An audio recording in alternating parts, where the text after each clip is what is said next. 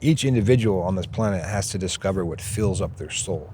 Yeah. Filling your bank account is one thing, and in some ways it's easier than filling your soul. Yeah.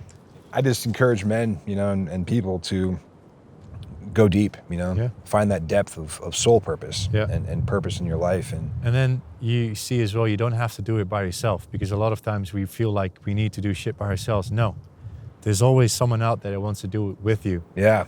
And that's the cool thing about these, when you do this type of challenges on men retreats, there's always going to be a few that, feel less attracted to do it, but there's other men that, hype them up and pull them through it. And by the end of it, it's like, holy shit, we've just done it together. And it's such a cool thing to see. And, when you talk about, find something that sets your soul on fire, that's something that does it to me. And I only got there by going to places I didn't want to look at. And that's where you usually find like this new fire, this new thing like, hey, this is actually quite cool. And then you'll meet new people again. Yeah. They'll tell you a story about something that you want to explore again. And that's how you get there. But you'll never, ever find that passion and that fire and the things you need to know in the places you've been looking constantly all over it. Nothing you do matters unless what you do matters. I'm Amadon DellErba, and this is Get Real or Die Trying.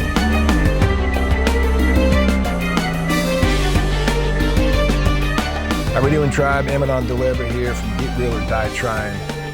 I am very excited to be on location here at the Grand Canyon, looking over the Colorado River. Behind us here is Navajo Bridge. And I'm even more excited to be here with Anton Nootenboom. This guy is an incredible man. He's a legend. He's a multiple world record breaker in barefoot walks. He's walked across Australia barefoot. He's walked across America barefoot. He's went to Mount Everest base camp barefoot. He's summited some mountain in Australia I can't pronounce barefoot. And he's a beautiful man. He's also a veteran. He was a Marine in the Dutch Army. He served 3 tours in Afghanistan. And I'll let him share more about his journey into what led him to walk across these countries and what his mission and his cause here is. I just want to give a little note that we are up on a cliff in nature, so there is a bit of wind noise. If you're listening, bear with us. And I definitely recommend you watch this one because the views and the scenery is absolutely stunning. And we're so blessed to be here on location. So let's dive in. How you doing, Anton? Pretty good, man. How are you? I'm excellent, man. Thank you so much. It was destiny that we were able to meet here. He lives all the way in the Netherlands, and he just happened to be coming to Arizona, and we were able to make this work. And I'm very excited and blessed that you took the time to sit down with me. Thanks for having me, man. And what a spot to be recording a podcast. This is amazing. Wonderful. So yeah, tell our listeners the story of how the Barefoot Dutchman came about. What was your process with that? I'm sure it's a lot there. Yeah. It's going to be a hard one to tell in a short story, but like you said, I was in the Dutch Army for Army, by the way, no Marines. Oh, I'm sorry. That's all right. For 10 years, I did 3 tours to Afghanistan. And after those 10 years, I thought to myself, you know what, done enough, seen enough, time for something new adventure. And traveling was my go-to thing. And I just decided to sell everything I owned. So I sold my house. I had a 65 Mustang, like a boyhood dream. Sold that one, still regret it. To go on this world trip. And Australia was the first country of this world trip and became the last one as well. I never left. I started a new life there. And the first year and a half or so, it was everything I wanted it to be. I hoped it to be. Meeting the new people, new cultures, new colors, the adventures. But after a year and a half or so, things started to settle down. I found myself in a relationship.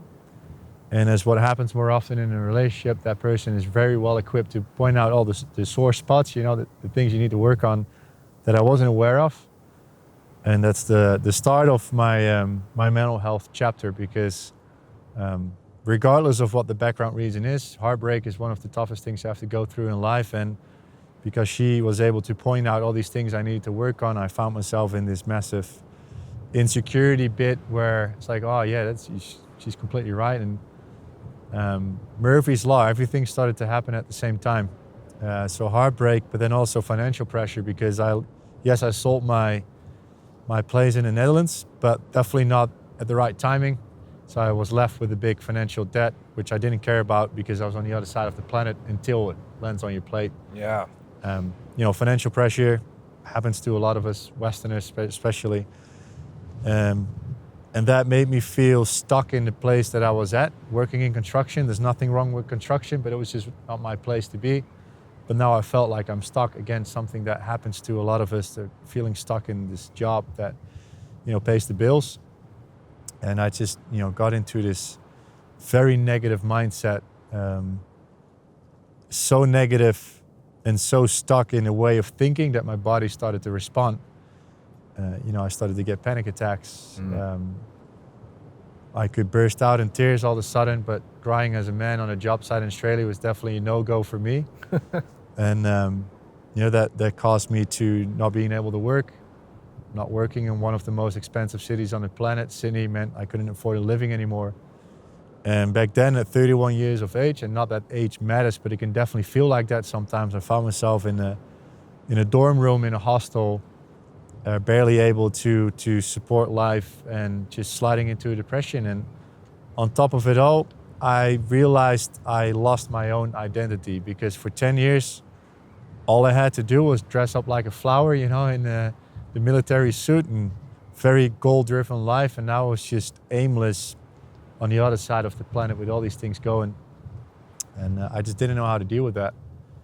I learned the hard way, if you don't speak up, it's yourself and the people around you that you're punishing. Yeah, eventually, just to dive deep into the story straight away, eventually, finding myself on the edge of a cliff. I became this empty shell of myself, and I was just frustrated with not being able to enjoy life anymore, where I used to be that person that was just absolutely frothing on life, like, enjoying the beaches, enjoying the views, just absolutely loving life. And now I was this empty shell. I saw this paradise beach and I had all these views, but I didn't feel anything anymore. And out of that frustration, one day I decided to climb up a cliff, which is perfectly normal to do there, just enjoy the view. Did that more often, and I wanted to feel that excitement again. And as I walked towards the edge of that cliff, again, I didn't feel anything. And instead, I looked down and I could understand why people can take that very last step. Because that pain and endless long dark tunnel ahead of me just could have been over within that one step. Lucky enough, I scared myself with just thinking that way because I didn't want to die. I just wanted that to stop. And I stumbled back and I climbed the fence. And I don't know how I missed this the first time because it's a very long fence with a lot of signs saying Lifeline. If you are in mental distress, call Lifeline. We're here 24/7. And still, even in that moment, I talked to myself like I don't have any problems. And even if I do, I'm a dude, I'm a man, I'm ex-military, I'll solve this myself. I don't need anybody. That took another week of me just aimlessly walking around, pacing up and down the beach. And then all of a sudden I stopped and I stood still and I was overlooking the ocean. And I fully realized I am at an intersection in life here. I can go two ways. I can keep doing what I'm doing, but it's not going to change anything about my situation. Even worse, I will go down the rabbit hole and I will not come out. If I want to feel different, I'm going to have to start making different choices. And there's only one person that can do that, and that's me. And one of the first things you do when you struggle with your mental and emotional health is push people away. You don't want to be a burden to someone else, and so did I. But I had still one good friend left. I knew her from the town I grew up in the Netherlands. Now, she was living right around the corner in Australia with me. And she'd been asking me for a while already, just please come visit this mental health and spiritual coach with me. And up until that time, my only response was just to laugh and say, go hug a tree, float away in a magic carpet. It's not my thing. Yeah. It's far out of my comfort zone. And now I know I was just scared for the unknown. I just didn't want to do something I didn't know. It's out of my control, But I was rock bottom. And I told her, you know what, I'll just come, see what happens. And I told her, the coach as well, I'm not coming back. I don't have any funds to come back. Just give me something to hold on to. And that was the start of my healing process. She gave me 2 things. One was a book, Mindfulness, Finding Peace in a Frantic World. And the other one was an app, Headspace, a meditation app that some of you might know. And without me fully realizing in that moment, but those were the 2 first little lights at the end of my long dark tunnel, because with a lot of resistance, I started to do it because I had nothing else to do anyway. But I was thinking to myself, I need to find a quiet spot to sit still with my own thoughts. Like, that's the last thing I want to do right now. But I did it anyway. I had to, like, for this mindfulness book, I had to chew on a raisin and then like go through all these sensations, like thinking to myself, what the hell am I doing? Like, I'm chewing on a freaking raisin. What's this? You know, like, get a grip of yourself. But then I realized I didn't think about my own issues for a few minutes. So I figured, okay, if these 2 things make me feel this way, then what else is out there? Now, I had no funds, but I just started to read more books, download more apps because we got plenty of those. I started watching YouTube videos. I started listening to podcasts because, you know, great stories on there. Yeah. But most importantly, I started to talk because I was walking up and down that beach every single day. And I would bump into the same people every single day, and they were always asking, how's it going, mate? Yeah, not too bad. You know, standard answer to pretty much everything in life when someone asks you, yeah, good, busy, but good. Yeah. And then I realized, or I thought to myself, you know, why are you lying to people that are genuinely asking, how are you doing? And every time I answered honestly, in truth, I realized, like, holy shit, everyone I'm talking to has got their background issues. Everyone's got problems and everyone's dealing with it in their own way. And if they can do it, then I can do it. That took about another 1.5 or 2 years or so from doing the work every single day and diving deep into just exploring who I am now, because I had no clue who I was anymore. And just you know, learning new tools, getting comfortable with the uncomfortable. And after those 2 years, as cliche as it may sound, but I felt better than ever before, because I didn't just get back to the person I was before. I now, you know, felt way better because I had so much more knowledge about myself. Yeah. But I also gained the knowledge of what mental health means and how big this issue is on a global scale, on how this affects society. And especially men. I learned that in Australia, suicide is the leading cause of death for men. And then I looked at different countries, same thing. It's like, why is no one talking about this? Why is it so difficult for us men to say, hey, you know what? I'm struggling, I'm hurting, and I need help, to show emotions and vulnerability. Why do we see that as a weakness? Where I know now it's the opposite. It's courageous to say, you know what? I need help. I don't have the answers. So now we get to the point how the Barefoot Dutchman is born. Long answer short. No, it's great. If the army taught me one thing, is lead by example. You know, the army taught me a lot of things, but one of those was lead by example. And now I had my story, and I had the tools that I learned, and I wanted to create like a safe space for someone else to feel, if he can do it, then I can do it. So I wanted to do something to create awareness for this massive issue that we have, and not just awareness, but also like a way out. And these days, you're going to have to come up with something very out of the ordinary to get people's attentions. And most importantly, to keep people's attentions, because our attention span has gone real short. Yep. And I was just, I was walking barefoot every single day without reason, because it's just in the culture living in Sydney on the beaches. And I already decided I wanted to go to base camp of Mount Everest, because I wanted to treat myself for all the work that I'd done to feel better. And traveling was always the best, you know, gift I could give myself. And I wanted to use that momentum to raise awareness and funds. But I figured quite early on in that journey, like, yes, base camp Mount Everest is challenging, and it's you know, it's something different, but it's not out of the ordinary. And I was just walking home barefoot one day, and I figured, pretty sure no one's ever done that barefoot, because why would you? And I thought to myself, I want to be the first person ever to walk to base camp of Mount Everest barefoot. That's going to generate that attention. It's out of the ordinary. It's difficult. It's going to be challenging.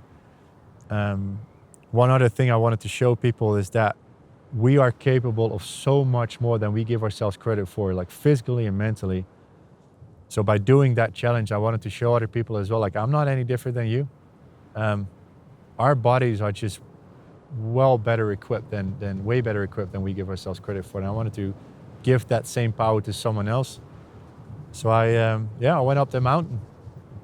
I became the first person to do it barefoot, and that's why the Barefoot Dutchman was born. I felt like, holy hell, this is just me walking barefoot and showing that just willpower can create change for someone else. Like I need to keep using that. So on that mountain, there's like this typical Hollywood moment where I touched that big ass rock that's on the mountain, stating the height of base camp and just, the end of that walk. And all the emotions came out, like laughing and crying at the same time. And I just fully felt like I've got something here. It's like the paperclip moment, like it's as simple as using my 2 barefoot feet. And that's where the Barefoot Dutchman was born. Wow. Inspiring, man. So I'm sure that just physically walking, on the rocks and in the cold and all that created a lot of mental fortitude and resilience, and how did you gain attention from that? Like, because to that point you were just some guy, not known. Did a media story pick it up and then that's how you kind of got more attention? Yeah, a little bit. I wasn't a full fan of social media. I didn't really use it. Yeah. And after I finished, like a while later, I returned back to the Netherlands for a little bit, and that's when the media caught a bit of the story, but not a lot, but it was a start. Like it was an opening. Yeah. Not until I did Australia, like 2 years later, is when things really started to pick up. Like lots more media started to cover the story, and that's when the story really, got out there and reached a whole lot more people. And that's when, that's when that momentum really started. And then again, I learned my lessons from Australia. Still, I wasn't a big fan of using social media. I just didn't like putting myself out there. Again, learned my lesson. Did it slightly different when I did my US walk just last year. Used the power of social media and then was able to reach tens of millions of people. Amazing, yeah. And I understand you're coming out with a book, and your slogan for your walk was Brave Men Talk. That's it. And your book's coming out in September? Yes, sir. Yeah. Cool. So I got one now already. So one came out in 2022 from like the first period of life. And now the second one is coming out in September about the American journey. And like diving a little bit more deep into what does being a man means, like in my opinion. Like not that I'm like a know-it-all, absolutely not. I'm no guru, I'm not like some specialist, just, my life experiences and my perspective on, what does it mean to be a man, like a healthy masculine man. Yeah, it's going to be interesting. And also the feminine side on things. I think that's the most interesting bit. Yeah. I think being a man in relationship to the feminine in our life is a big journey. Like it's a big learning journey, maybe the biggest university in life. And we just speak 2 different languages. And how is it for women? How is their perspective on men with their mental health, and what do women need, and what is their language, in when it comes to relationship dynamics? I think breakups, divorce, especially when there's kids involved, is the biggest downfall for men with their mental health, because we just don't know how to deal with these emotions. So therefore, very important to get insights on how to communicate better and how to understand the feminine side of things, but also understand that I believe it's our duty as men to safeguard women and children in our life. Like it's our duty to take care of ourselves so we can be better husbands, be better boyfriends, and safeguard the women and children in today's society. Absolutely. Where now there's like a ton of women that have so many negative experiences with men because men just don't know how to deal with their emotions, and they lash out in a negative way, and children growing up with a negative image of what being a man or dad means, or what relationships mean. So in that sense, I think it's very important to know our stand in that point of society as well. Yeah. So yeah. Yeah, you bring up a really good point. in my life personally, and I think it's true for a lot of men, interestingly enough, we learn what it is to be a man from women. We also learn from other good men, for sure, but you brought up your heartbreak in Australia, and your girlfriend at the time started pointing out things in you and your flaws, so to speak, and your shortcomings and areas of growth that you needed in your personality and character and in your consciousness and your heart and mind. And oftentimes, I don't think men realize the value that they can get from those partners or their mothers or their sisters or their female friends. But women, for me, have taught me to man up, so to speak, in a lot of ways, more than men have, and especially challenging strong women, women who are very strong and independent and know who they are. They naturally know, because they want it in their life, what a good man should be for them, for the people around them. And so they can teach us so much. And I think men would really do themselves a big favor by taking a step back and realizing that, the women in their lives are going to help them, more than Rambo. Yep. Or more than whatever these false images and characterizations of what it is to be a man, which are often quite silly and misleading and inaccurate, we both are involved in men's work, and we're doing men's retreats and helping men, and we're learning right alongside them. Like you said, we're not, you're not a guru, I'm not a guru. We're not up on some pedestal, but what we are is we've done some of the work, we've learned and we figured out things that have worked for us that will probably work for another man, and gone through some things. And I appreciate that I've seen some of your videos, and as you're walking, people pulling up and talking to you, and men just breaking down and sharing, and the concept of brave men talk, the concept of men being vulnerable and sharing is so important for men's mental health. Because as we all know, there's this false obligation that we have to be, falsely stoic, that we have to appear as everything's fine. Like you said, you're walking on the beach, how you doing? And you always, all good, man, doing great. But you're not doing great. Like, actually, I'm really struggling. Like, my heart's hurting. I'm really sad. I don't have any self-worth. I don't have any purpose. And then when you answer honestly, then it's kind of freeing. And that person has the same feelings. Yeah. And they can actually help you, and it's really rewarding to meet men and share that with them, and open up and then have them share with you and have that exchange of reality and truth, and just being real with each other and dropping the facade, dropping the man mask of, I got it all together, I'm all good, I don't have any emotions, and I think, especially in the last, 5 years of American culture, and probably all Western culture and all over the world, there's kind of, and men our age are discovering the need for that, as we come out of kind of the World War II generation of men who, our grandfathers who got back from war and had to just bottle up all this trauma and PTSD and then raise our fathers, in a certain way. And now we're kind of becoming more enlightened. And I'm not saying our fathers did that, I'm just using a general term of generational, how things are passed down generationally. Our age men, kind of millennials, the later edge of millennials are starting to realize the importance of expression, the importance of emotional healing, and that, there's been this divide that, women are emotional and men are logical, which actually, it's true that men use more logic and tend to be less emotional, but that doesn't mean we don't have emotions. No, exactly. We have deep emotions. We may Yeah. express them differently, and oftentimes men express them in anger. Yeah. And self-pity, and, shutting down, lack of self-esteem, but definitely rage and anger. And the suicide rate of men is high, very high. Even in, actually, I was looking at statistics, pretty much in every country, way more men kill themselves than women. 2 to 5 times higher than 2 to 5 times higher, yeah, thank you. And that's remarkable, it shows that men don't feel that they have an avenue to heal, or that they've failed because they feel like a failure. Yeah. But they're not. They're just a human being dealing with the same struggles, That's it. But once we as men realize that, and we're empowered and can help other men, and really any human beings, help women too, because women can go through the same things. Oh, yeah. It's just not quite as dramatic, I don't think.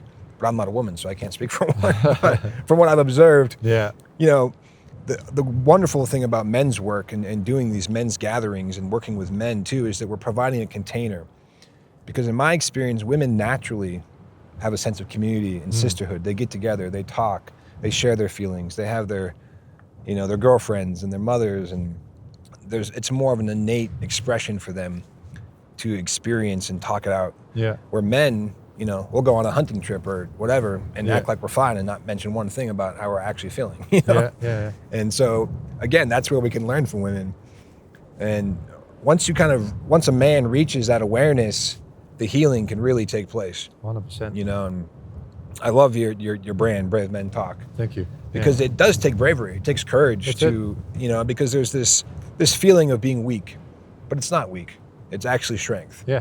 And when you can, express to another man right to his face, eye to eye, and shed tears of your sorrows and your sufferings, that's power. That's it. And and some of the most rewarding things I've done in my life is being in those experiences with other men. Sometimes perfect strangers, that I'm meeting and talking with, and they see that I'm safe. I see that they're safe. And there's a way that we as men can give other men permission to express. And I think that's something, your whole walk did. That's what it's all about, Yeah, 100%. And that's a beautiful thing. More men need to do that. And I think it's really wonderful.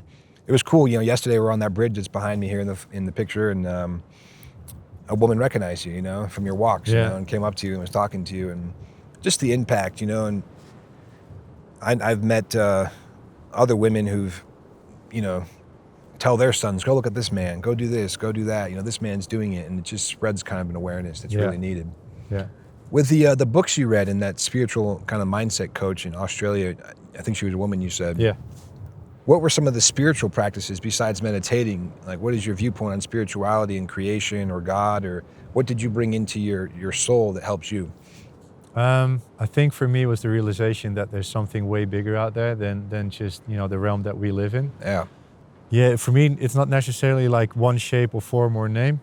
I wouldn't call it a God or Allah or something. I just know there's a universe out there, and the universe has like a certain path laid out for us. And once you open up to it, you start to see like all the little signs, all the little movements that are happening, like the little connections, and it's a beautiful thing. And I know rules are a little bit different here in the US than they are in the Netherlands, but for me, like, to expand my mind, there's certain plant medicine I used as well to explore the world. There's breath work that can get you into like an altered state where all of a sudden you feel and see the energy that is around, but then it becomes way more real. Yeah.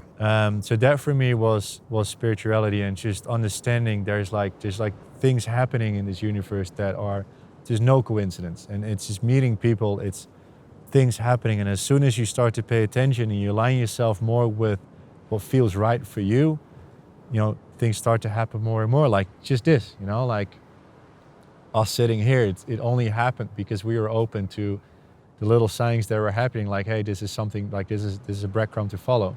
And it's a beautiful thing, and it makes life feel a little bit easier in that sense as well. And also in a negative, when the inevitable hard things happen, even though you're not immune to feeling miserable, you still see that there's something in there, like there's a lesson in there. It's not just out there to hurt you. You don't become like a victim of the circumstances. It's like, okay, cool, I just get to learn something. I'm gonna have to move through this, but it will end. This too shall pass. And that for me is spirituality, I think. Yeah. Awareness of the intelligent divine universe, and that there's purpose, and we call it divine pattern, and structure to things, and it's not just an accident, and it's not just chaos, There is chaos in the world, of course, but there's a higher dimension, of meaning. And breath work is a powerful thing as well. Oh yeah. We incorporate that into our True North men's retreats, and it's interesting. I think men need a physical experience to reach a mental consciousness, spiritual experience. Yeah. I mean, women can do too, but men are innately more in their body and their physicality. And that's why there's such a value too in doing hard things. Yeah. And I think there's a lot of men who don't know the value of doing hard things because they've never really tried or done it. But the feeling of self-worth you get from accomplishing something hard, and the feeling of confidence that you get, like, wow, I just did whatever it is. That was really hard. You know, I just did that. And it gives you that empowerment to believe in yourself, you know? I think that's actually a pretty big problem in today's society, is that men do not know how to search for their boundaries anymore. Like, we're in our cars, at an office, we're at home on a couch watching Netflix, and then I'm watching so Netflix. soft. But Yeah, we've become soft in our body. Yep. And that causes us to have like lots of self-doubt. Our self-confidence is, you know, at the bottom, and just having, let's say, a soft body, it's so bad for our masculine energy. Yeah. I think it's a massive issue. And as soon, like on these retreats or on an event or whatever, as soon as a man starts to do physical stuff that he thought he couldn't do, man, this power is unleashed. Like, holy shit, if I can do this, what else can I do? And all of a sudden you see men stand up a little bit more, you know, the chest goes out, the chin goes up, and it's such a beautiful thing to see. And I with a fiery passion, am longing for more men to feel that power. That's why we do these events, to give them like a glimpse of what you can do, what your body is capable of, and what it's supposed to be doing. Yeah. Like, our body is supposed to be moving and lifting heavy weights, and that's why, like you said, for us men, it's more in the doing, not so much in the thinking. It's more doing. It's getting your body moving, and also in the interaction with other men. You know, we've done that for thousands of years. It's only since like the last 100 years or so that it's become this uncomfortable thing to do things with other men. We started to see each other as competition, where no, we're freaking brothers. We're supposed to learn from each other. It's been like that from like a young boy. You would become a man by going through like this rite of passage, learning from other men. And once you're like this older man, you would just sit in circle and you would talk and you would discuss life. And now all of a sudden, we all think we have to do it by ourselves, and we see one man do something. Oh, if he does that, I need to do this to feel better. No, you got something to learn from that, and that person probably got something to learn from you. And that's such a beautiful thing to see, that once men open up to like men gatherings, this innate feeling of home, of belonging, all of a sudden pops up. Yeah. Like men that are nervous, or I was one of them, like judgmental about, it's just some bunch of hippie stuff, you know, like they're probably gonna, you know, meditate and fucking hug each other all day long.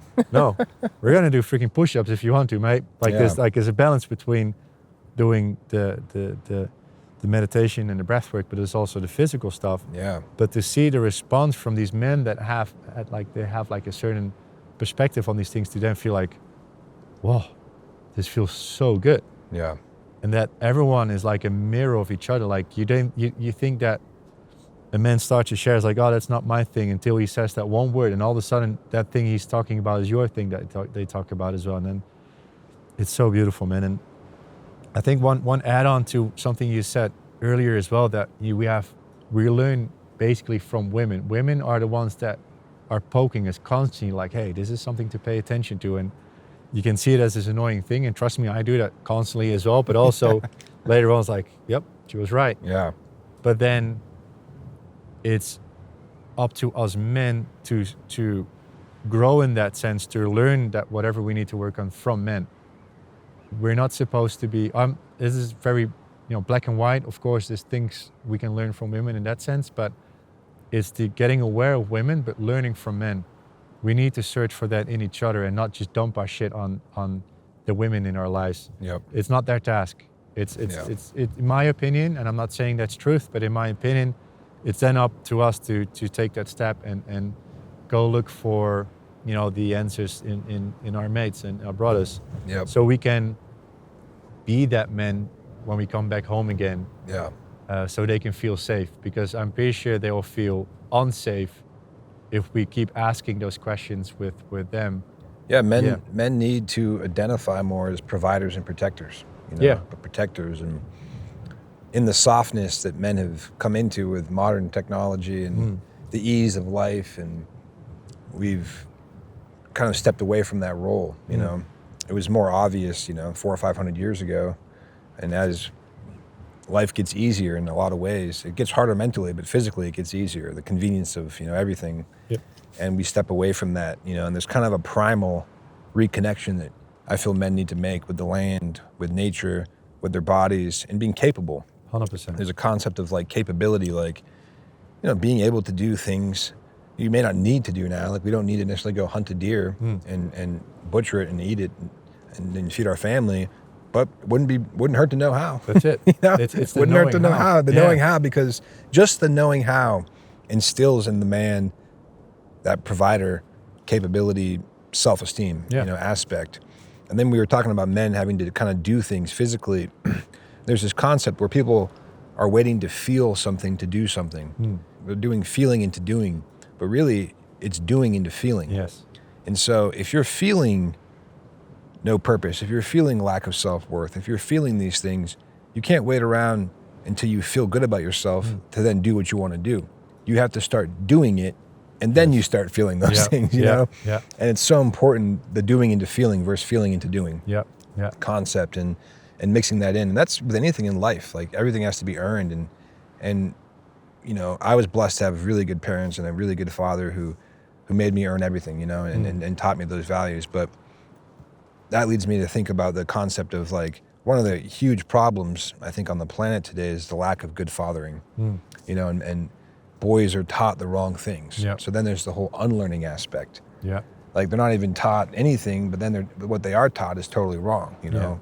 And so as we become out of boys and teens into men and becoming our own individuals away from our families, when we're like in that age of whatever, 18, 19, sometimes it's in the 20s, it just hits everybody differently.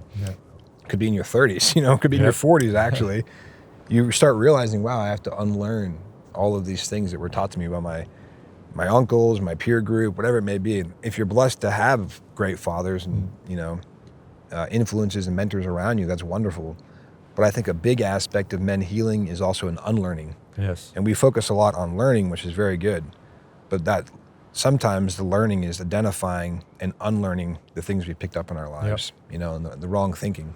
And then also to know that be patient with yourselves, because unlearning takes way longer than learning. It does.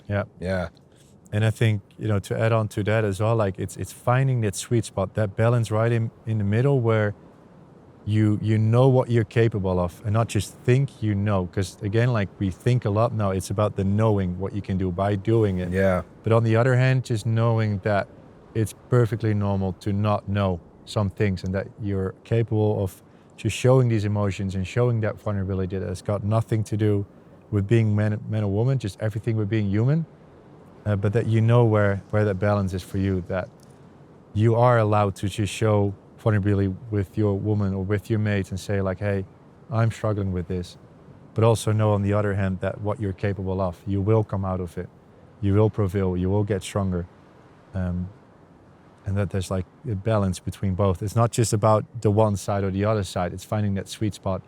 And there's only one way of getting there, it's just doing it all. It's just, you know, finding out like what works for you and what doesn't. It's like I said, getting comfortable with the uncomfortable, looking yourself in the mirror and asking yourself the hard questions. And if that mirror is put in front of you by whoever, you know, it's okay to, you know, not see it straight away, but later on say, hey, you know what, that was just a mirror I was being held to, and I got something to learn there, and here we go. I'll dive into it. Let's see what's out there. With your, you know, circling back to your walks, I'm sure, you know, you knew that there were certain things you would expected that were going to be hard. You know, your feet were going to hurt, your body was going to hurt, you know. There was kind of the more obvious things that you kind of mentally prepared for and expected to happen. But I'm curious if like things happened that were really unexpected that you didn't expect. Like, you got any memories of like a very unexpected feeling or experience that you didn't expect would happen that you left that journey with? Yeah. I think for me personally, it was just the background, as in I knew physically I was just slowly going to die. Like my body was going to, you know, wear down.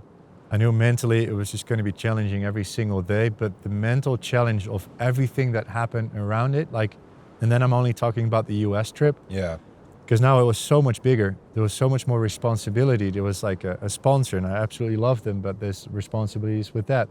There is, you know, having to organize events in every big city you got to. There is, you know, the social media. Like, holy hell, that takes like hours of your day just Yeah. to keep that momentum going. Yeah.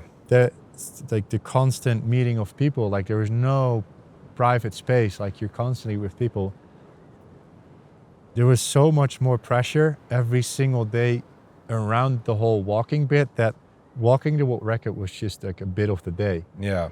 And that was, like I said, surviving every single day, but then everything around it, it was so mentally draining. Yeah. It's way too much to carry just with the two of us. It was just me and my girlfriend, and of course there's people helping, but it was us that needed to do the work. And I no clue what I was getting myself into by going big and doing it this way, and I will never do that again, that's for sure. But we managed and it got the message out there. But that was way tougher than I. The unexpected burden of responsibility, and and of course there's tremendous value in having to do all those things, because your reach became much more. You impacted and helped so much more people, and you'll be able to continue with that now because of your reach. Yeah. But there's a whole other level there when it becomes such a public. Oh yeah. And you have to commit, and then you're committed. You can't like just pull out. And say, that's it. I'm not going to do that. You're in it. So, and then like with the social media as well. Like of course it's absolutely amazing that it just grew so fast. Yeah. But then there is like thousands of messages of people that are reaching out, which is the most beautiful thing. But then also again comes the responsibility of trying to answer it all, or to actually be there. Like you can't just share a message and not show up. So that was huge. And then the US walk was pretty much Australia, Nepal, and 10 years of army in combined into one challenge. I knew it was going to be difficult. I couldn't know because no one's ever done it before, but it was so freaking hard to get through one side, from one side to the other. Like the desert, the Rocky Mountains, 6 foot of snow, then the Midwest summer heat. It was like low 90s, high hundreds for 3.5 months straight, with like high humidity in Kansas and Missouri. And like I said, the Rocky Mountains, there's still 6 foot of snow. It was around like 30s, I think. I'm still getting used to Fahrenheit. Yeah. But it was cold. Yeah. Man, it was just relentless. There was just no ending to it. Like it just kept going, especially that heat. I remember drinking almost like 2 gallons in one day, and I still didn't have to go to the toilet. I was just sweating out like everything. And then life in a camper van for 10 months with your girlfriend, that is again a mirror. You have no energy. She's like on a lot of stress. I'm in a lot of stress. And then we had the brilliant idea of adopting a puppy. Which is, it's not the ideal situation to raise a puppy in a camper van while walking a Guinness World Record, but we did. And, he was giving a lot of love, but he's also chewing on a lot of things. So yeah, it was definitely a challenge, but the more challenging it gets, the more it does for the outreach. So where do you see yourself going from here? You've accomplished these great things. You've gotten your name and your mission and your Brave Men Talk idea out to the world. What's your next steps to continue on with your mission to help men? So now we raised a lot of awareness again. Now it's again about putting it into practice. So creating the space for men to feel like I can go there to help me with whatever I'm dealing with, to create these retreats that we're doing here, to create events, to go out to companies and schools to share the stories. I now have my own foundation, so I'll keep raising funds to the foundation, so we can. What we're doing right now is we're creating like a program for schools, so we can integrate mental health into the school system, starting in the Netherlands, but eventually also, hopefully, coming to the States. I think we need to plant the seeds as soon as we can. Not that youth, the young age, doesn't have a clue yet about mental health, of course, but eventually it's gonna happen to them as well. So they have like the basic tools to deal with it. And a more later age, like I think high school or college is one of the worst places to be at right now. Like social pressure, social media, all this pressure, but no resilience yet. So my aim is to focus on youth now as well. Cool. Yeah, I mean, eventually I will do something crazy again. Like, I mean, as long as my body is capable, I'll keep doing these things. Never, ever something like the US or Australia again. That's done now. I don't have to punish myself for 260 days straight. I've got one in mind.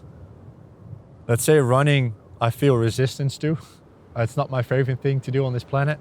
So that's where my next challenge is at. While walking, I was just thinking about, what's something I can do at running, and I heard about this Guinness World Record, the longest distance ever run in 24 hours straight barefoot. I'm not quite sure in miles. I know in kilometers, it's 231 kilometers, so I think that's about 160 miles or something in 24 hours. I can barely do 5 miles right now. So it's about, going from absolute zero to walking Guinness World Record in the next year and a half. Again, it's not about the Guinness World Record. It's just about the momentum it creates to create like an event around it to raise awareness for men's mental health. So we keep going with the mission. Yeah. Yeah. Curious with the cultures of Australia and America. You walked across both countries. Mm. What were some of the main differences that you saw in those cultures? There's a lot of stereotypes, with Americans, and there's stereotypes of Australians, and I mean, you're not going to offend anybody. Like, no, just, I know. Just no. your observations of like the American people with the Australian, or maybe maybe it shattered those, and maybe you saw that, which I'm sure you did. We're all just human beings, and everybody genuinely cares. I think it's mostly it, because I only, like, in both countries, I hardly had any negative experiences. Like, everyone's just out there to help. Yeah. And in that sense, the Aussies and the Americans are the same, just very warm and welcoming and very helpful. I think the issue seems like it's a little bit bigger here in the US. Of course, you guys have a lot more veterans that are struggling as well. But also, I think here in the US, there's a massive issue when it comes to people struggling financially, and therefore reaching out to alcohol and drug abuse. Mm-hmm. So I feel like the problem is very big here in the US. And I'm not sure if this is a wise thing for me to say, but of course, like, there's this American dream. And for me personally, walking from through the country, I didn't see it anymore. I see a lot of people struggling. I see a lot of people needing help. And of course, there's these little hubs that live the American dream. They have a very good life. But if 5% of 360 million or 370 million people have a good life, that's still millions of people. But I was a little bit shocked about the current status of a lot of people. But then the beauty of it was, it's those people that came out and helped. Yeah. Even they didn't have nothing to share, but they would still come and help and give $1 or $10, whatever they had. They still brought out and food, and also the other people as well. But I noticed that the people that were struggling were out there the most. Yeah. But in general, man, like I said, I've met thousands of people here in the US, and I have not had one negative experience. Wonderful. As in, everyone was just really doing whatever they could to help out. Communities coming together. Everyone doing their bit. And I was in a very lucky position to show that even though we get to see a lot of negativity in the news, it kind of seems like the world is in flames and everyone's just, having a very bad time. I got to show there's a million times more good people out there doing good things than there's negative. We just get to see the negative. But there's so many good things happening. There's so many good people out there. Yeah, man, it was actually beautiful in that sense. Yeah, it's wonderful to see the spirit. The human nature is innately beautiful. That's it. And of course, things in life slow us down and can change us or make us bitter for periods of time. But I've always experienced in my travels and connecting with people from all different walks of life is that when they see goodness in you, the goodness in them, even if they're having a bad day, and they're not feeling good, but the goodness in them comes out, and other human beings really do care about other human beings. Oh, yeah. 100%. It's just that culture and,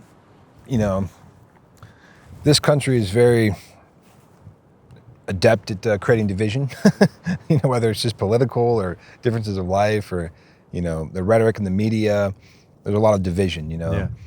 but that division can disappear, when you have the mindset of connection, and you just erase all of the cultural boundaries and political boundaries, religious boundaries, whatever it may be, and it's another human being. That's it. Trying to make their way on this planet. Yeah, I think mental health doesn't discriminate. Nope. It hits everyone, and I think a beautiful thing to see is because I was walking for mental health, it united. Like no one cared anymore about their backgrounds or the political, viewing points or whatever. Like everyone was coming together because it's like a global problem. It affects everyone. So that was a beautiful thing to see, that a subject like mental health all of a sudden gets people together. Like it gets communities to come together again. And it was a beautiful thing to witness. Yeah. So with mental health and with men, I'm a big believer in every man needs to have a toolkit, so to speak. Just like we probably literally should have tools in our home and know how to use them to fix stuff, we need to have a mental and spiritual toolkit. Yeah. And, what are some of those tools for you? You mentioned the meditation and breath work and things you discovered. And I think there's some universal tools, that like for men, just like in real life, every man should know how to use a hammer and a drill. Like those are the basics, and a saw. But like, I think there's tools that every man needs to have, because we're always going to have challenges. So once we even become awakened, so to speak, and we learn that we need tools, we still have to use those tools our whole life. We're still going to have challenges. We could, fall off the path, so to speak, or go through a huge divorce or breakup or a heartbreak and slip back into coping mechanisms that are not healthy. What do you think are like some go-to tools for men? I think there's like a few standards that needs to be there in everyone's life. One is nature, like we are right now. Yep. It heals straight away. Like it's now scientifically proven. Yep. As soon as you even touch a leaf, your body responds. Yep. It's sleep. Like sleep has just become this thing we do. But no, you need to pay a lot of attention to your sleep, because if you don't sleep well, your mental health is going to crash. But if you sleep well, you feel so much stronger. There's so many things you can do to improve your sleep. It's nutrition. You need to know what you eat. There's so much crap out there that will make you feel miserable, and you will know the difference straight away as soon as you start eating nutritious food. It's connection. Like we all have created these bubbles, like we're all living our own lives, but it's always been about connection. And I always say, find your own tribe. It doesn't mean that the people you grow up with are your tribe. Sometimes it's just finding things that you like to do, and therefore in that sense you'll find your tribe. But surround yourself with the right people. They say like the 5 people that are closest to you is who you are. So surround yourself with the right people. It's exercise. Move your body. Your body will again start to create these happy chemicals as soon as you start moving. And even if it's just a walk around the block, walking is super healthy. Just move your body. And I think those are, and breath. It's as simple as breathing the right way that will create like this innate response in your how do you call it? Nervous system. Your body starts to respond in such a different way, and therefore your mental health will respond directly if you watch your breath. We just forgot how to be human, and breath is one of them. We just don't know how to breathe anymore. So there's so many, like just watch YouTube. Go on YouTube, watch a video about how to breathe properly, and you will feel the difference straight away. So I think those are like the 6 things that need to be present in everyone's life, that you need to be aware of. And then for me personally, what's like non-negotiable is when I wake up, I meditate. If it's sunny or not, I need daylight straight away. I need a cold shower. I need breath work, and I need to stretch. And those are the things that I need to do for myself every morning to set myself up for the day. And especially the cold shower, it's so cliche, you hear it like a million times, but if you get yourself out of a comfortable warm bed and you get yourself moving to a cold shower, you do the hard thing straight away, you set yourself up for the rest of the day. Because no task is going to be harder than getting yourself out of a comfortable bedding and take a cold shower, and then again your body responds in a positive way. And it's small things. Like we always look for these big, massive life changes. One, it's never one thing that is the answer to everything. It's always like a combination of smaller things combined together.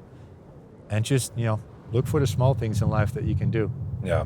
And that's what does the trick for me. And what I've seen now along the way, like for people that start doing similar things, it's just that. And especially in the morning, set yourself up in the morning and you set yourself up for the rest of the day. And I think also for me personally, it's allow yourself to have a shit day. Yeah. Like we're so fixated on feeling good all the time. That's bullshit. Am I allowed to say those things? Yeah. It's life. Life is going to hit you in the face and kick you in the nuts every now and then, and allow yourself to feel miserable every now and then. Or even if it takes a few days, just sit yourself on a couch, eat a top of ice cream, watch Netflix, be miserable, and by the end of the day or a few days, you're going to feel better. Like, don't fixate on having to feel good every single day. If I wake up miserable, and I still do my things and I still feel that way, it's like, you know what, it's just going to be one of those days and it's fine. Tomorrow I'll feel better. There's this one quote I use at everything: this too shall pass. Yep.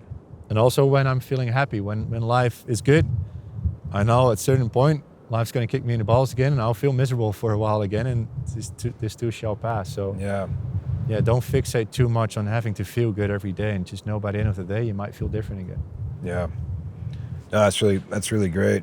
I think for me, personally too, just having a strong spiritual practice creates the mental resilience, and that connection with the divine, and developing, protocols and personal systems of, checking in with reality, like I'm a created being, there's a creator, we're in this incredible, look what's created, it's like, and just like get a reality check, because we can get, like you said, focused on the littlest thing, some bummer in life, but in the greater context, it's not even a big deal. No.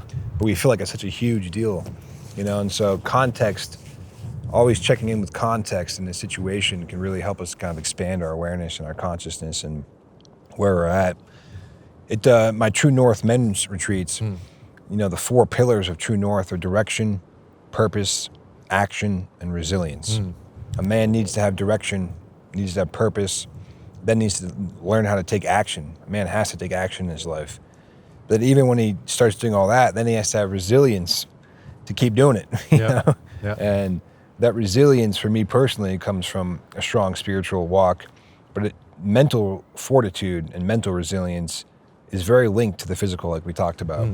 And if you can train your body to be resilient, your mind, because to me, it's a connection between the both, body and mind, but your mental resilience is what pushes your body through. 100%. Your body's going to give up before your mind does. Yeah. Always. And a lot of men don't realize that. You could be like the physically fittest, strongest guy, cut, 6-pack, and if your mind's not strong, got no nothing. way of using it. No way of using it. No, yeah.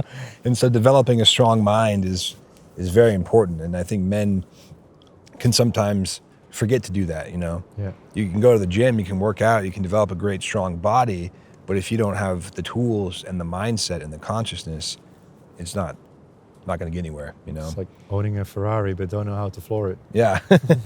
And I think it's very individual for each man what that mental resilience looks like and how they develop it and how they remind themselves of that resilience, because again, the comfortable life and the comfort zones that we can find ourselves in, when I find myself getting too comfortable, it's like, okay, it's time to go do something hard or get out of my comfort zone or change it up a little bit, because if I feel like a stagnancy in my sense of adventure, which I don't really ever feel that because I always love adventure, but maybe a stagnancy in a sense of, pushing myself or the next place, because there's always another level. There's never, I don't think there's any arrival to the summit. There's always another summit. There's always a bigger mountain, and there's always another, thing we have to overcome. Yeah. And being aware of that as men, I think, is really important, because sometimes, and we hear this too, like men who have dreams, or women too, they get everything they want and they're successful. They make the money and they buy the dream house, the dream car, they have the dream this and that, and then they still feel an emptiness. Or they still don't feel what they want to feel. And that's a unique thing, and especially in America, and you mentioned the American dream, people can even attain that American dream, you know, on a material level of wealth, but be an empty shell. Yeah. And each individual on this planet has to discover what fills up their soul. Yeah. Filling your bank account is one thing, and in some ways it's easier than filling your soul. Yeah. You know, and filling the soul is a pursuit that needs to become more common.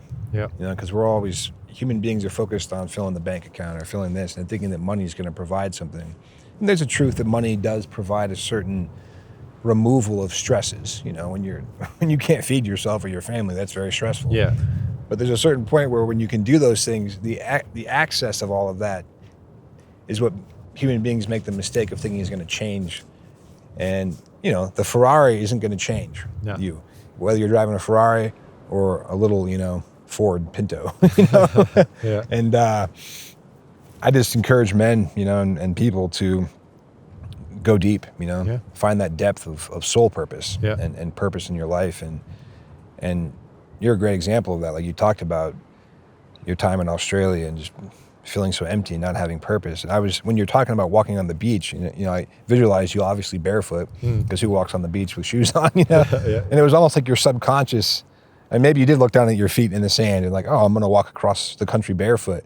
But it was more of like, it seemed like it was like a subconscious thing. Like here I am just walking barefoot and like, you know, just like, oh, wow. I mean, let me do this. This is a cool concept, you know? Yeah. And those lessons in life often happen when we're not like trying so hard to look for them. Yeah. You know what I mean? Like they just appear to you and then they develop over time. I think when we try and we go seek so hard sometimes to find an answer, we may make the mistake as human beings of cherry picking what we think is the answer because it's easy. You know? Yeah. And the answer is often hard. It's usually what we don't want to do. It's usually requires sacrifice. Yep. In American culture, especially, everyone wants things very easily. They don't want to put in the work. We have an entitlement. We want instant gratification. Yeah. You know, we want the perfect body without doing the work. We want the smart, resilient mind without doing the study and the practice. And it takes work, you know. Life is work. Yep. Yeah, 100%. And what I've seen in today's young men in this country, especially, I can't necessarily speak for Europe and other parts of the world, but is that laziness. Laziness of mind. Yeah. Laziness of, gosh, we're just so lazy. Yeah. Like what happened to a sense of work ethic even if it's just like sweeping the floor. We're always going to look for the hack or the easiest way to do it. We got robots doing it now. It's it's so funny. Like, and you can't even say anything about it anymore because then you're like the boogeyman, like, and you get punished for saying something about it. Whereas like, no, I'm pretty sure he needs to know. He needs to get some. You know, in the Netherlands, we'd say like, fire up your ass. Like you need to get moving. Yeah, you got things to learn, mate. Yeah, yeah.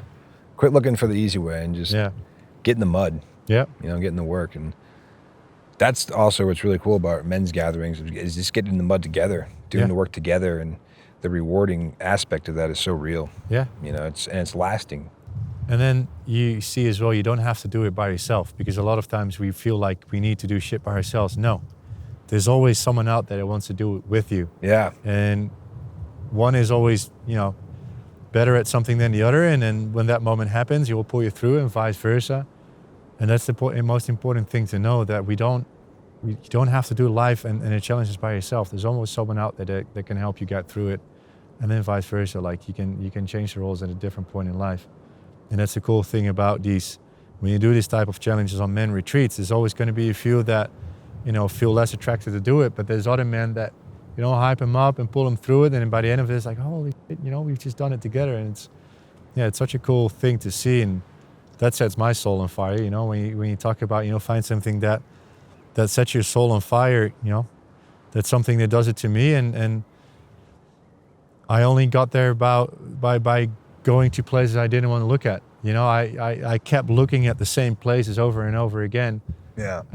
You're never going to get, you know, the answers by doing the same things over and over again. I did it by doing the uncomfortable, by looking in corners and dark places where I didn't want to look. And that's where all of a sudden I found out, you know, it's not as dark as I thought it was going to be. Actually, it's quite beautiful here. I just made up in my mind that's like a difficult thing to do or a dark place to look at. So go seek out, you know, do things, like go look in places where you normally wouldn't look. And that's where you usually find like this new fire, this new thing like, hey, this is actually quite cool. And then you'll meet new people again. Yeah. They'll tell you a story about something that you want to explore again. And that's how you get there. But you'll never, ever find that passion and the fire and the things you need to know in the places you've been looking constantly all over again. Yeah. Could we talk a little bit about being a veteran? Sure. My grandfather was a World War II Marine, and he was in some of the really well-known, famous battles and survived. He was at Hacksaw Ridge, Oh wow, Guadalcanal. He did beach landings, and amazingly survived that, and came back, and I'm sure he had tremendous PTSD. But back then there was really no programs or anything. They just you come back to your life. You're supposed to assimilate right away. Supposed to have your family and just get to work, and that generation just bottled it up. Yeah. And I think what I've seen, and I've worked with veterans as well. I'm not a veteran myself, so I can't speak to that knowledge, but just from what I've observed, there's obviously an automatic respect when you meet another man who's been in combat. And I'm curious, in America, even though you weren't in the American Army, you were fighting in the same war. Yeah. And so I'm sure when you've met veterans in America, there's just that immediate brotherhood and respect and sense of honor, right? Yeah. You don't have to be an American veteran to be respected, No. And with veterans, especially men who've seen combat and been in that violence, and have those scars, so to speak, and experience those things. And we were talking earlier before the podcast, chatting this morning about your kind of realization when you're in battle, and this Afghanistan guy, how crazy is this? We're trying to kill each other right now. Yeah. But maybe in a different time, I would have met him in a bar in Thailand, had a beer with him. Yeah. And now I'm trying to kill him. Yeah. Maybe explain to our audience that process for you and that realization, because I was touched by that.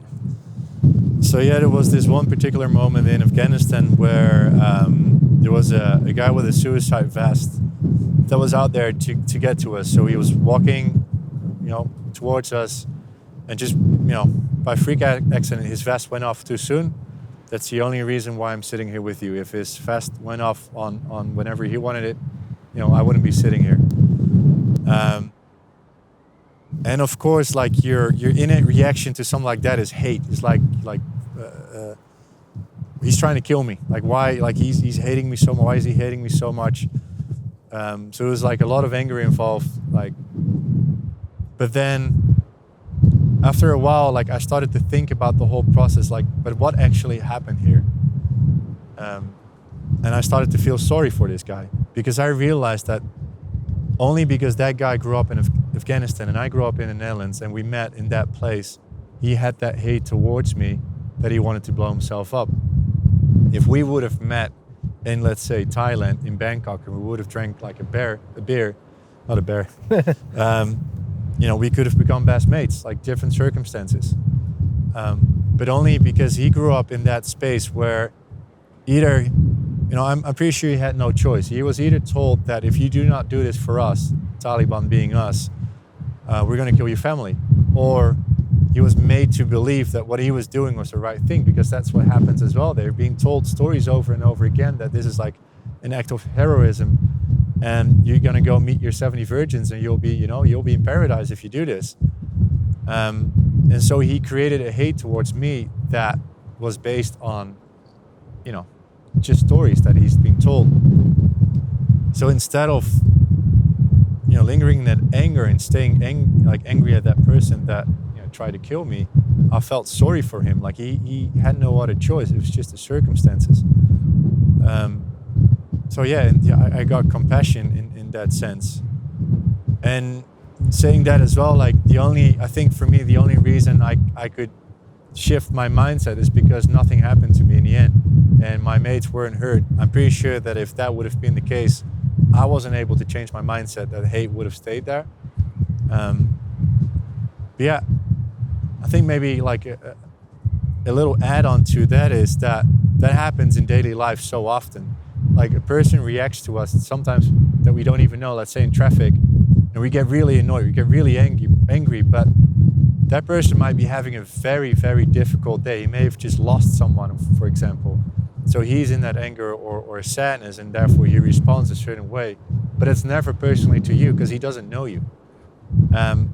So reacting with fire is never gonna get the situation any better. Like, bear in mind that whoever responds to you in a very negative way, and I'm not saying let that person walk over you, like, defend yourself if you need to, of course, but if it's just like, let's say in traffic or something like that, just bear in mind, like, that person might be just having a shit day, and instead of asking or like responding with anger, just ask like, hey, dude, are you all right? Because this is no good how you're responding right now. Yeah. And see where that leads to. Of course, I didn't have the chance to do that in Afghanistan, but yeah, to me personally, that was a mindset that gave me a lot of peace. Yeah. Yeah, I think it's really beautiful that you experienced such a moment of compassion during such an extreme moment of where his goal was to kill you. Yeah. You know, detonate his vest and when he got close enough to you, but it went off before. But it shows the humanity in you, and I think anyone in that situation, not anyone, but in you, ignited that compassion, you know, and to have that thought in that moment is admirable, you know, because like you said, there's nothing wrong with also like feeling anger and rage. That guy's coming to kill you, you know? Yeah. And but trust me, I had that. Like, it took me months to get to that process. But I think that was the birth kind of your, I mean, just this is my perspective. I don't want to speak for you, but from learning about you, knowing, hearing about you, it's almost like that was the birth of compassion towards men, maybe, you know?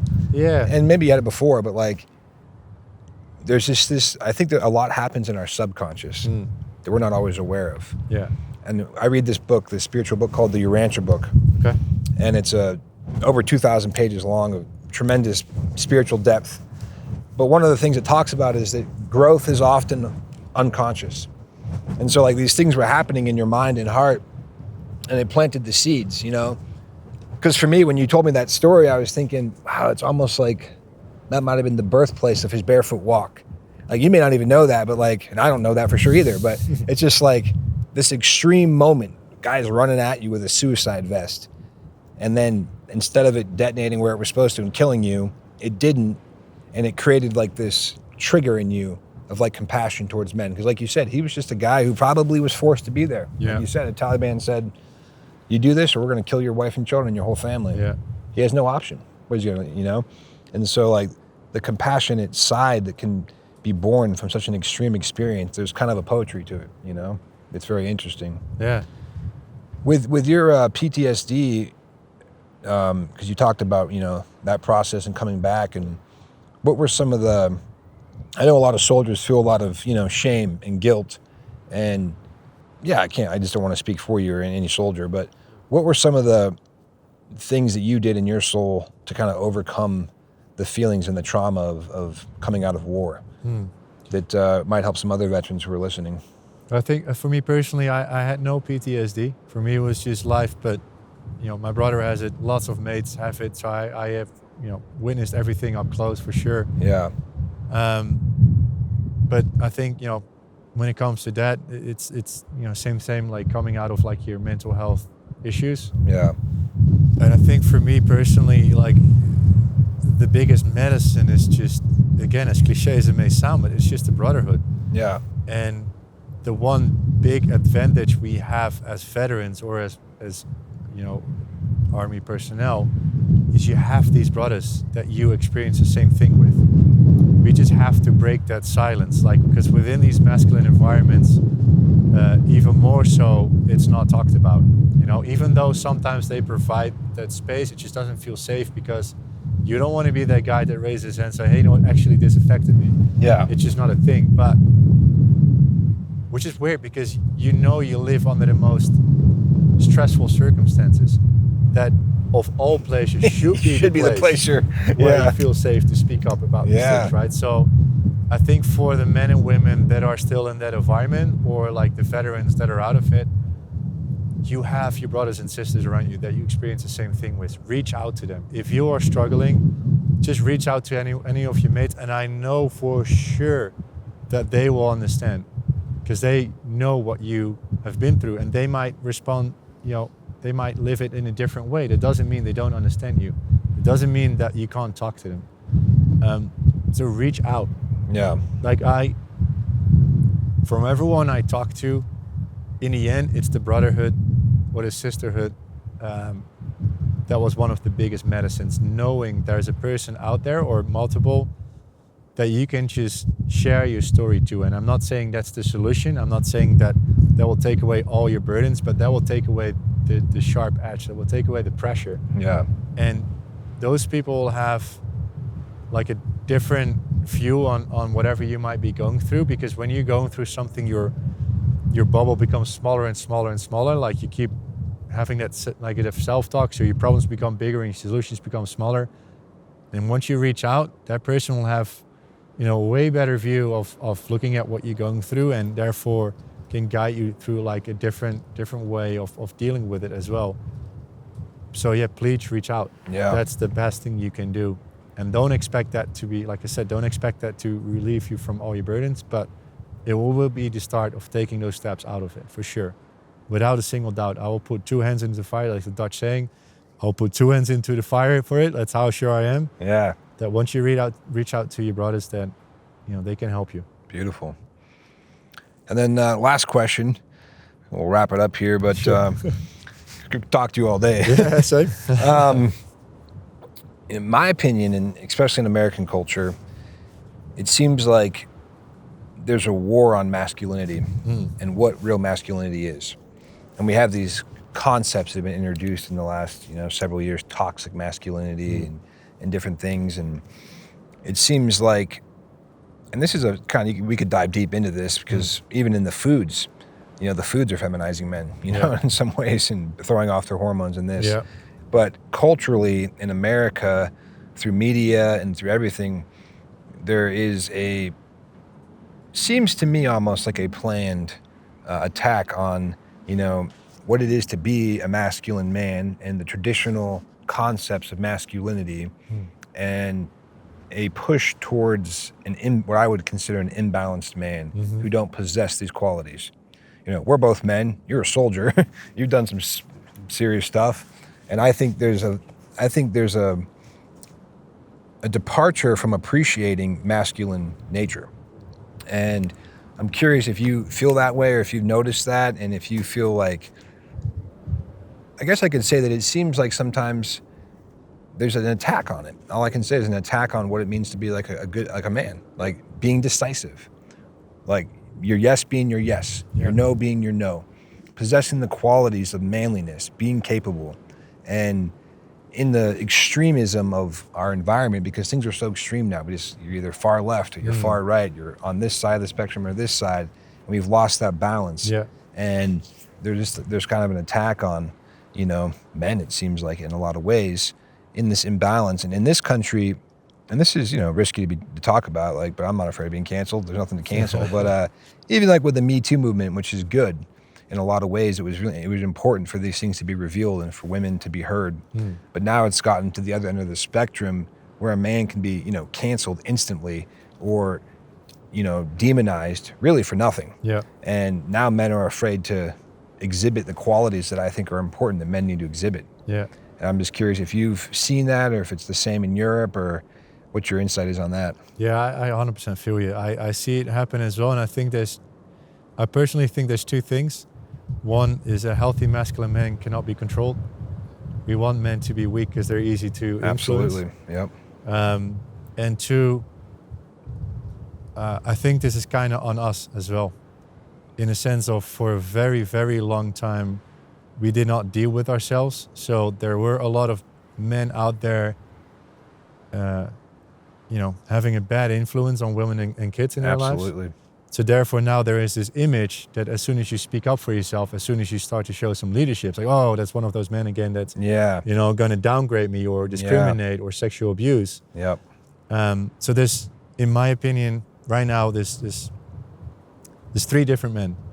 You've got the somewhat softer men, easy to influence, that needs to work on his, healthy masculine physical powers, let's say, to know again how he's standing up straight, to know again how to use your voice. there is the men that is too far on that right-hand side that is just discriminating, just abusing his masculine energy. Yeah. Because we are stronger. Yeah. That's just, biologically the way. Yeah. But then they are abusing their masculine powers because they don't know how to control it.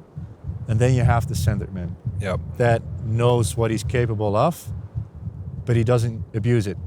He just stands up for himself and knows how to lead and knows how to, like you said, just if I say yes, it's a yes. If I say no, I keep my word. Yeah.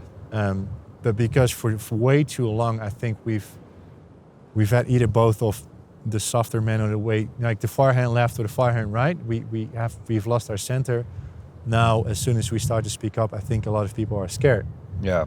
But no, it's something that needs to happen again to create that healthy balance of, we just have to step up for ourselves and come back to that healthy mindset, a healthy way of moving our body and standing up straight and just knowing who we are and what we're capable of, daring to say it, and then also with that, creating that safety of feeling, that feeling of safety for the women and children in their life, that they can feel like, oh, hold on a second, it actually feels good for that man, for me to feel that he is capable, but he's just there to safeguard me and our kids.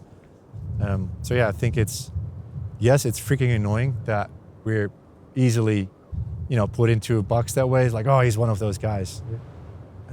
But then for us to show, like, not out of like I need to show you something, but just out of our own, power to do so. It's like, I'm just, a guy that knows what I want, and I'm just here to help you in that sense, to make sure you feel safe. And again, not that women cannot take care of themselves. They're perfectly fine to do that.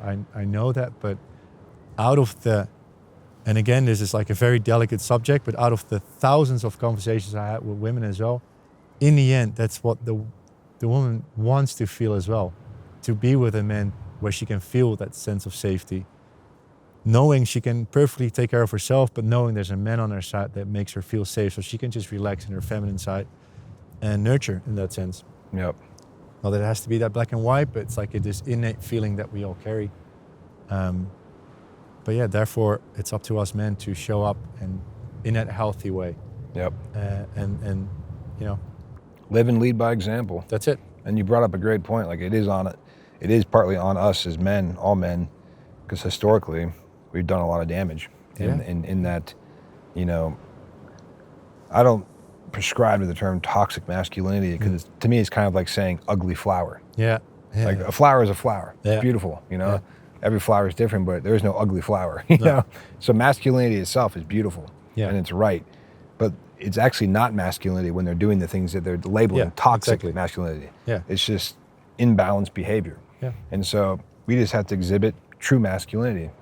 And women, in partnerships want that. They want a man who can lead and make this. They don't want to have to make the decisions and think about things and, not that they can't, but they want to be able to trust. And the man should be like a leader and a provider and a protector and guide them so that they can be in their feminine nature, like you said, and nurture and not have to think about those things. Men are often the decision makers and women are implementers of that, and they support. And that's the role. And while you were talking and we're sitting here in this ancient, beautiful landscape, I was thinking about, we've come so far as culturally, but in some ways we've really lost just the traditional values.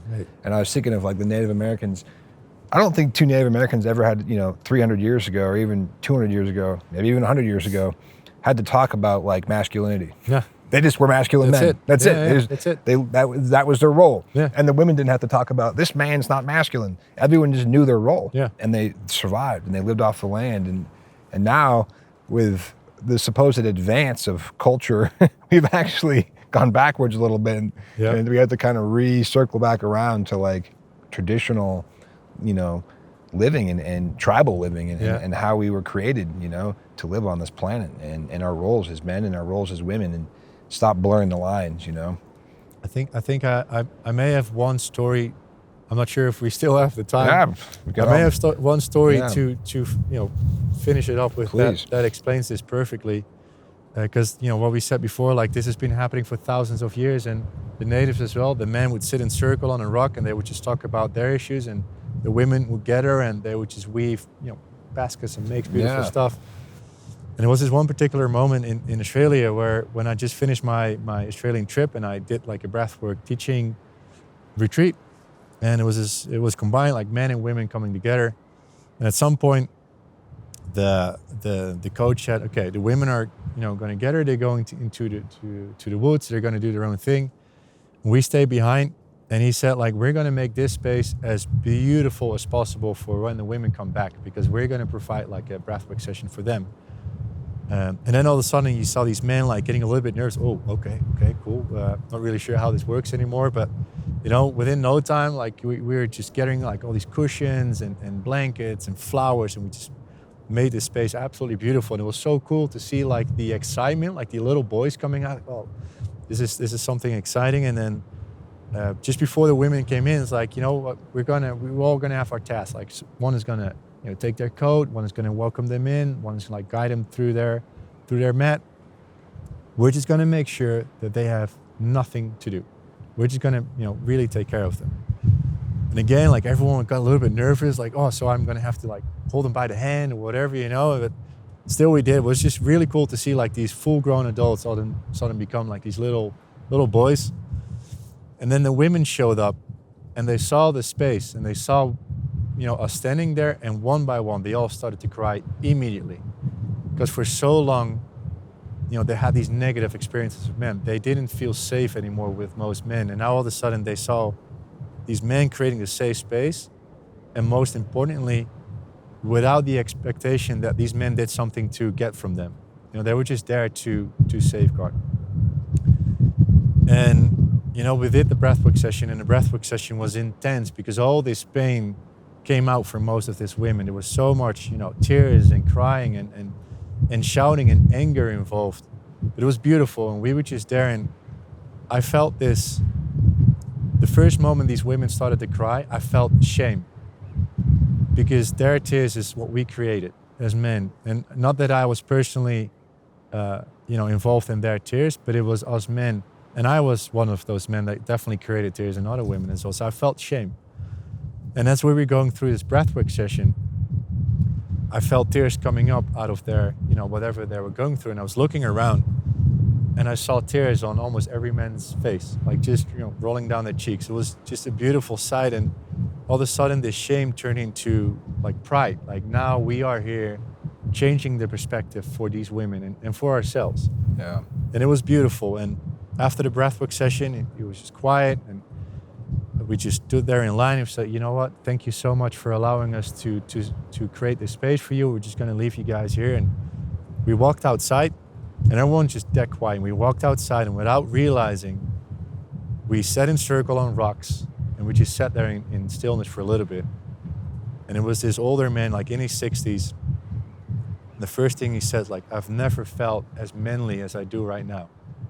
And it was such a beautiful, like, it still tears me, like, it was such a beautiful insight, like, beautiful moment. And I fully felt what he was saying, because I felt the same way. Like, something in me shifted. Like, my mission for men's mental health is not just for men, it's for everyone. Like, we are of direct effect on everyone else. So yeah. The mission is so much bigger. And when he said that, like, I felt the same. Like, I've never felt more manly as I did in that moment. And the mission all of a sudden got so much bigger. Like, we have something to do here. Like, our work is for us, but also, to eventually create that safe space for someone else. Absolutely. And that's, I believe, our role as men on this planet, to do the work for ourselves so we can be the safe space for the women and children in our lives. And it's something to be proud of, not to see as a burden, but take pride in that. An honor. Yeah. Yeah. Absolutely. Yeah. Well, thank you for sharing. That's beautiful, man. Thank you for the whole conversation. I really enjoyed this, learned a lot, and I'm excited about the future, man. Likewise, man. I'm sure we'll be talking more. For sure. Yeah. There's going to be a lot more stories to create together, I think. Absolutely. Yeah.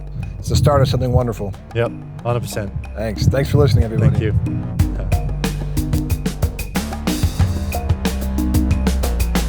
Subscribe, like, share, follow. You know the routine.